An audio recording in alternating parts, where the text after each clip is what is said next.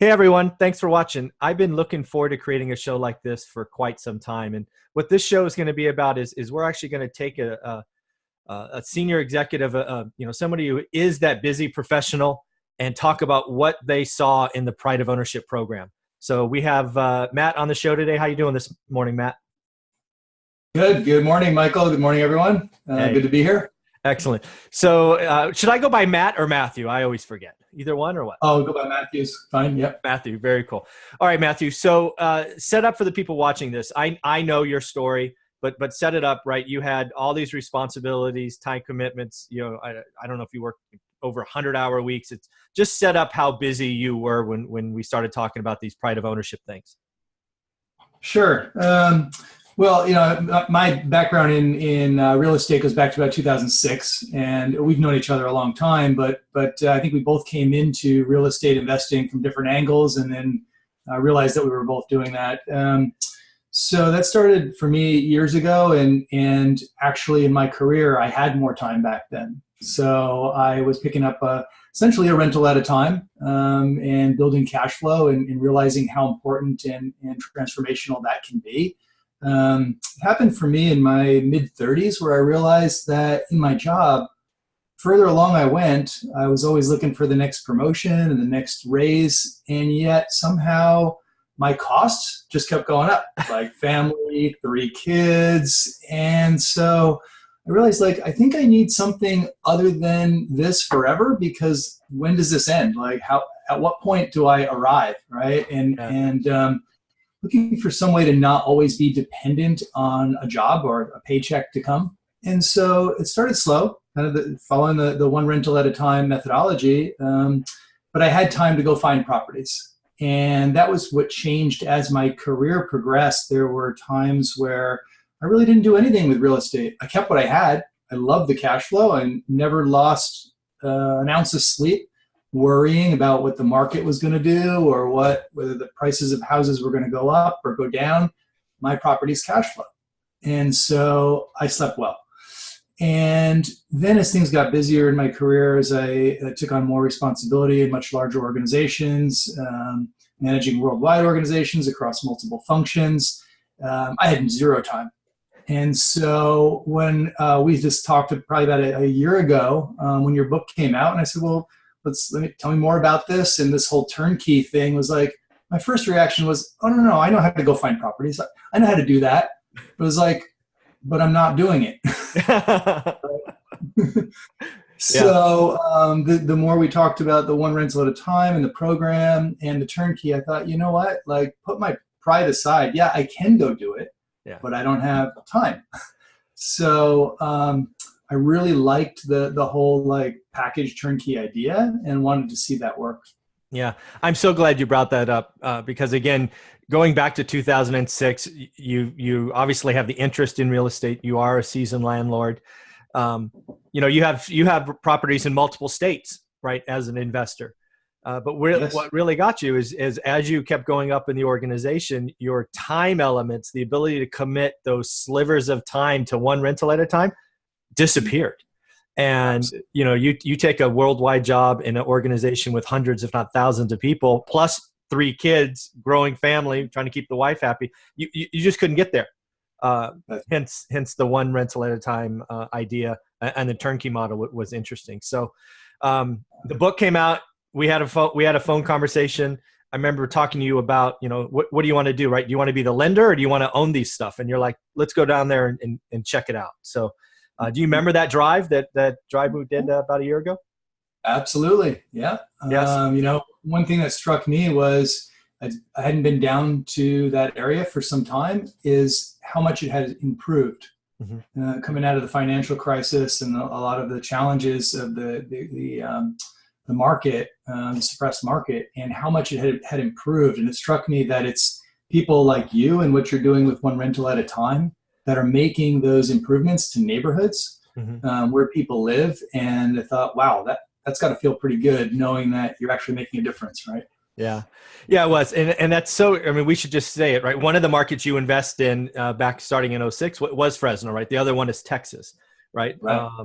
But again, so you had experience, you had a network, you had things you could have leveraged, but again, your missing element was time. So That's right. that, and people need to realize that a lot of people I speak with just don't have time, and That's right. that's interesting. So improving neighborhoods, we actually got to walk through one. I think it was the Little Nevada. I think it was just about done when we went through it. And what'd you see there? It's great walking through these properties. There's nothing like that for people that are considering doing the one rental at a time and the turnkey. I highly recommend it. It saves you so much time. You don't have to find properties, make tons of offers, get them accepted, like go down and rehab the house and take on the project. And there's just so much, and then rent it up. But it is worth it to go down there, even Yes. with a turnkey, and do a walkthrough and get a feel for the neighborhood and see this, to see these projects underway and to look across the street and say, this is kind of the neighborhood, and see the improvements and smell the improvements. They're painting in there. They're getting these things ready, going, my gosh, like this is going to be the value that's being created in these improvements is substantial. Yeah, and it's funny you bring up smell, right? When you buy a slumlord property, they always come with a smell. It's comical. Sometimes you got to take out all the subfloor and everything to get rid of it and put everything back. It's pretty funny. So again, it made a lot of sense to you. You and your wife, I sure talked about it, on the drive back or when you were one-on-one. I'm curious because this is something I want families and couples to be on board together. What was that conversation like? Do you remember? Well, my wife has been on me for a long time saying, like, how are we doing on building cash flow properties? And I'd come home and say, I got this bonus at work, or they got this stock over here, or these investments, these speculative investments, or things where I actually get a chunk of money. But she said, what are we going to do with that? It's always about, when are we going to get our next rental? Like, all that's great, but I want to know long-term that we're set. And so where's that cash flow? So when I brought up this idea, she's like, this sounds great because you don't have time to do any of this. Right. And let's try it. Let's get one and let's see, how does this work? Very cool. So that's how we started off with the first one. Yeah, very cool. We kept going. Yeah. I think in the course of, I think it was about 8 months, after getting the first one. Well, let's actually talk about the first one, right? So you get into the first one, you have it, you saw the end product or very close to the end product. I'm not quite sure if we had the final punch list done, but it was pretty close. And again, you get these leased, right? They're already rented. They're not vacant, right? We just turn it over, happen to use the same property manager. So you had cash flow day one. Oh, absolutely. Yeah. Day one, started getting the income statements from the property manager month after month. I don't want to spoil the punchline here, but I just got a statement for the last quarter for the entire set of properties that we did. I think it was 6 in that first bundle over the course of about a year, right? Right. And I got the rent rolls, and I looked at them like, man, like the expenses that was it makes sense, but that was a surprise to me. Was my expenses are lower than they are on some of my other properties that I've had back to that early 2000s. Yeah. Like month over month, the expenses were like much less than I thought they were going to be. Yeah. But it makes sense because of the work that's being done and the improvements. These really are rent ready and should see a lot of expenses. Yeah, that. I'm glad we're bringing this up because that was key to me when I was developing this program. Was I wanted to spend a little bit extra going in, so that, heaven forbid you had a turn or you had these other issues, you shouldn't really have any major repairs for the first 3 years foreseeably. You might replace a window if a tenant breaks it or something that you just can't control because it's people. But yeah, again, you have the experience from '06, right? Buying these, rentals and fixing them as rentals. And it's just a different level. Is that fair to say? Yeah, absolutely. And I think it's really important because I think a lot of people that would be interested in this model and working with you on this are going to be repeat clients. Like you're not going to, it's one at a time. It's not one, right? Yeah. That's funny you bring that up because I think I've sold to probably 15 different individual buyers. But 12 of those 15 have been repeat buyers already. And the other 3 have voiced interest in this because once you find someone that in your situation has the capital and the credit, knows they want to do it, but just doesn't have time or doesn't know the market, doesn't want the headache of the BRRRR strategy with low interest rate. I mean, it can be a home run for someone. Absolutely. So Yeah. yeah, I think it makes sense to put a little bit more in up front, make it sure the expenses are going to be, minimal. Get a good tenant in there is really important. As I said, I took a look at the income statement and the rent roll for the last quarter. It's 100% rented since we closed the deals that we've done in the last year. Zero vacancy. Everybody's been paying. Like, this is not a guarantee, and to those listening, like, not promising that's going to happen every time. It doesn't. Yeah. Okay, but this is a testament to the quality of the projects and the tenants that you're putting in there and getting off on the right foot. Mm-hmm. I haven't lost an ounce of sleep thinking about these. I do think about what the economy is going to do, because if things go south, then I'll be able to buy for less, right? So I think about it in that context, but I don't worry at all on what's going to happen if the value of these houses that I purchased through One Rental at a Time program go down, because it's bringing in money every month after month after month, and that's going to happen in any economy because people need a place to live. Yeah, exactly. And again, this is so awesome because you have experience back to 06 where you picked up 3 to 5 individual homes, and now you've done 6 One Rental at a Time or turnkey homes. Your plan for these is to hold for the long term, right? Back to your wife's wishes about by covering the month. Absolutely. I have the benefit of being through a couple of cycles now, economic cycles, and seeing, houses that I bought back when that are 3 to even 4, close to 4x what I paid for them. And so looking at this through a long-term lens of 10, 15, 20 years, these houses, the prices are going to be much, much higher. Yeah. But meanwhile, it's going to cash flow every month. Yeah. So a win-win. Yeah. And again, let's talk about a little bit of the difference between buying in 06 versus now. Interest rates are lower, right? Fixed rate debt is lower. Rents are higher. Think about the rents. I don't actually know this, so this could be a loaded question. The rents you're getting today for these turnkey units for stuff you had back in 06, I'm guessing the rents are higher on the turnkey stuff? In some cases, hundreds of dollars higher. Yeah, for the same kind of footprint, right? 3-bedroom, 1-bath, or 3-2, just a nicer quality. Same product. Yeah. It's absolutely the same product that I was buying in 06 through 2010. Yeah. Yeah. Yeah, that's pretty telling. I'm glad we're talking about the differences. So, okay, let's just hit it again, right? You stuck your toe in, you got one over the course of, I think, 8 months, you got 6. You've now owned them for at least a couple of them more than a year. Let's just hit that again. What's been your experience for the full 12-month cycle with this inventory? Yeah, my experience has been literally, I haven't had to spend 5 minutes on them. People worry about I'm going to get calls from the fixing toilets or evictions, or I'm going to have to rent it up. I spend zero time. I had zero time to spend on them, right. And I had to spend zero time on them.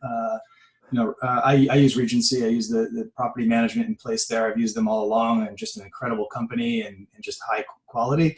But it has to be that way for me. The time isn't there to spend on them. So it's been literally zero impact on my time, other than say, yes, I'll do it. And my wife, because we drove down and took a look at a bunch of the properties before we closed on them, and she's like, well, I recommend everybody walk through your house that you're going to buy before you do it. It's just, I've done enough of these now that I can almost look at them on paper and then do a drive-by. You go, yep, it's there. I'll take it, because it's really what it looks like on paper for me. My wife's like, well, what color's the paint? She gets the model, but she still feels like I want to see it. I want to walk through it. I want to touch it, which is great. And I recommend everybody do that. For sure. But the model is so consistent, right? It's it has 3 bedrooms. It has a bathroom. This is what the rent's going to be. We can know that up front. We know what fair market value in that market's going to be. It's really consistent. And I think that is a testament to several dynamics in the market, right? The size of the market, the economic mix, and the Central Valley has a lot of those components. You're talking 1 million people. It brings a level of stability and consistency to a market versus a very small, say you're going into a town of 30,000 people where the houses are you've got mansions over here and small, like it's pretty consistent. There's a lot of product inventory in that 3-1, 3-2, Yep. 2-1 configurations. I'm glad we're bringing this up because again, busy professionals, and we should actually indicate we both are in the Silicon Valley, right? We both are busy professionals in the Silicon Valley. And we're buying in Fresno, California, which is about 2.5 hours away from us. But when you look at the market, you're right. It's 1 million people. We both have been investing through multiple cycles, right? We saw what happened in the crash. I saw what happened in the dot-com crash. And they're just, it's stable. Yes, sure, the 08 crash hurt, but it didn't really hurt rentals, right? Rental rates actually went up, right? It hurt owner occupants because of bad debt and liar loans and all of that stuff. But, often people talk to me and they're just convinced they have to invest outside of California, right? If they live in the Silicon Valley, right? They're like, we can't do anything in the Silicon Valley. I'm like, yes, no kidding. I can't either. It doesn't make sense. But what about the Central Valley? So I'm glad you brought that up. So let's just talk about your general experience with the Central Valley, because I think it's a great spot for busy professionals to at least think about. Yeah, absolutely. Like the Bay Area, unless you're going to pay all cash, it just doesn't make sense for that. And I am in multiple markets. As you mentioned, Dallas, Fort Worth is one that I like a lot. I don't think it's the right time to buy there. When I bought there 13 years ago, prices have now doubled and just the cash flow is not the same. Right. Especially if you're just getting started, like it's much better, I think, to be at a place where you can get to pretty quickly to go check it out. Anytime you wake up with the concern and like, is it still there? Like it's a 2-hour drive to go see. Yes, it's still there. Yeah. There's somebody still living there. So I really like that aspect, is that we can get in a car on Saturday morning and zoom down there and go talk to real estate agents, go talk to anybody as a part of the team that's doing the work on the properties, the property manager. That's really important. And so the proximity it's like, it works for me. Like, I really like that. I like to be able to do that and to do more business. So when I go to Dallas, Fort Worth, like, I'm not going to get on a plane every weekend and go there. And so it's just a slower process out of market. Whereas in the Central Valley, like there's a lot of ideas to expand if you want to do more than one rental at a time, if you want to get more involved in the market and become a more active participant in these projects, then it's just accessible. Yeah. But not too close. Yeah. Because if it's too close, then all the owner occupants go and it just blows up the market, right? Yeah, you can't really commute for your day job from Fresno, right? So that's what makes it interesting. And again, I love that we started this conversation talking about the difference we've seen in Fresno in 13 or 14 years, right?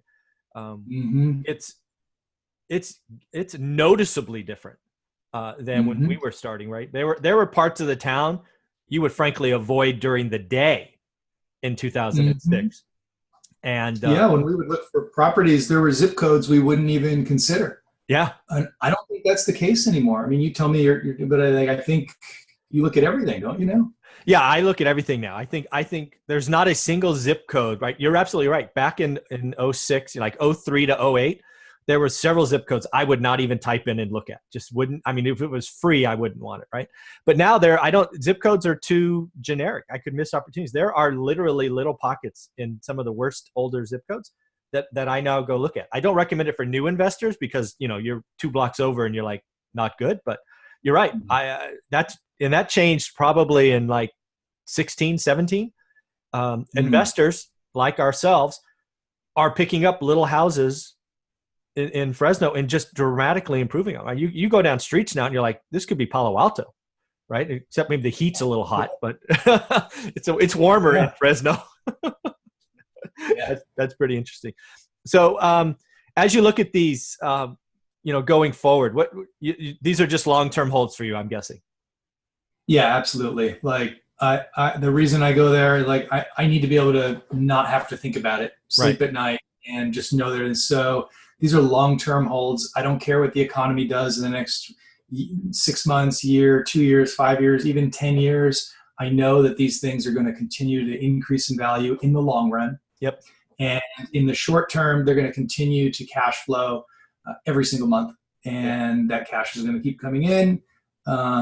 the vacancy rate, like I estimate a 5% in my formula, but like I think it's lower than that. Yeah, for houses for sure. I mean, your projects are getting rented up just before they're even done sometimes, right? Yeah, most of the time. Most of the time we have a like not only an approved tenant, we have a deposit in hand, and they're done before the final punch list is done. So it's, when you create quality, and again, the beauty of this is we're getting multiple applications. So, it's not, you can't guarantee anything, but we are selecting the best candidate out of likely dozens of applications, which, again, we're using an experienced property manager who knows what they're doing. And, it gives us at least a best chance to put in the best tenant, which is pretty important. So go ahead. No, go ahead. I was gonna say, like, I think about it as like, what am I gonna do if I have $100,000 in the bank?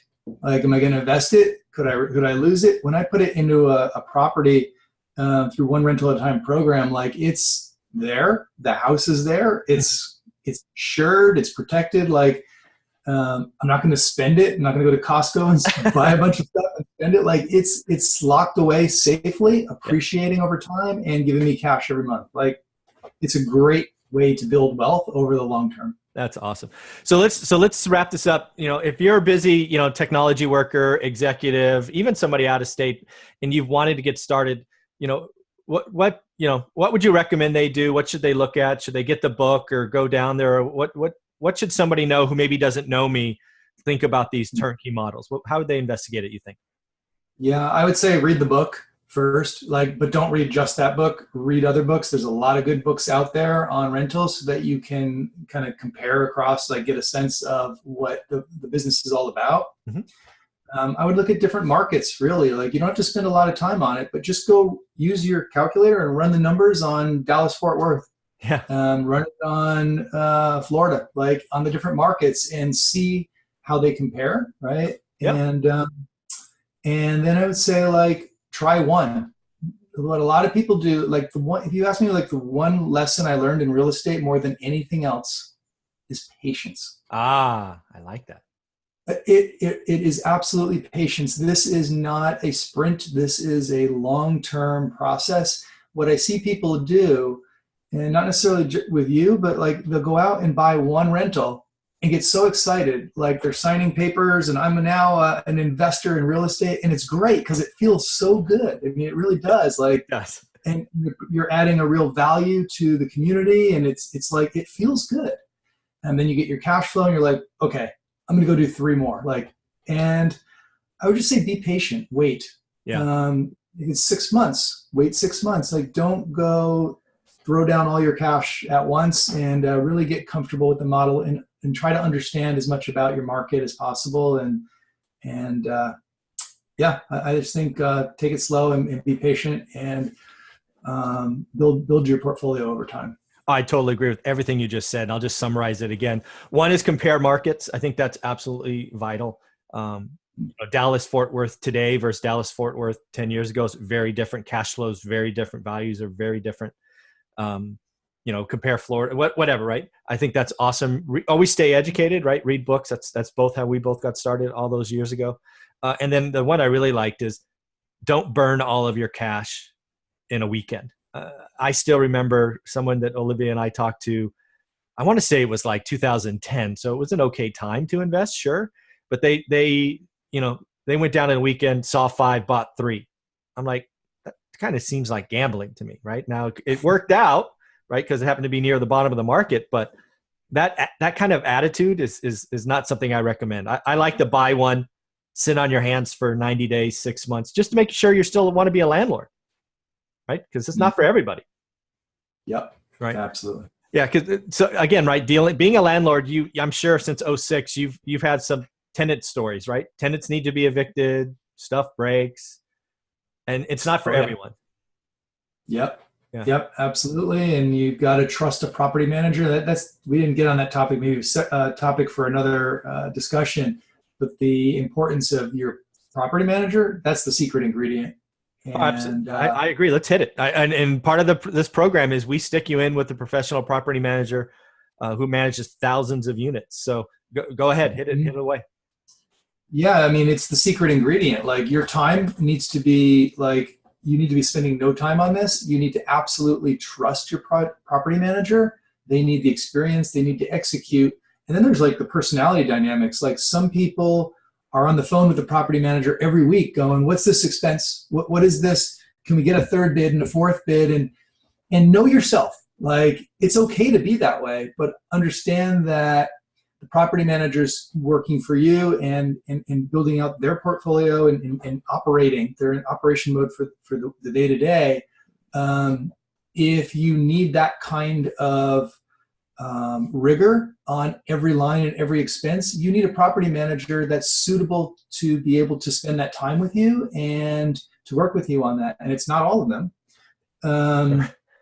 For me, it was important early on, right, to build the rapport and the relationship and the trust. But my goal is to get to that point as quickly as possible. And then I zoom out and I look for anomalies on like, okay, why is this property performing differently than other ones over a long period of time, say months, and go like, okay, is there something going on with that one, and talk about that versus every expense. So you want to match the style and the personality of the property manager, but at some point you've got it, for this model to work, you've got to trust a property manager. Yeah, totally agree. And again, that's in the book. Because again, I fired 5 property managers in 5 years starting out because there wasn't a match or there was just differences of opinion. So that was pretty interesting. So Matt, I want to thank you first for being one of my first investors.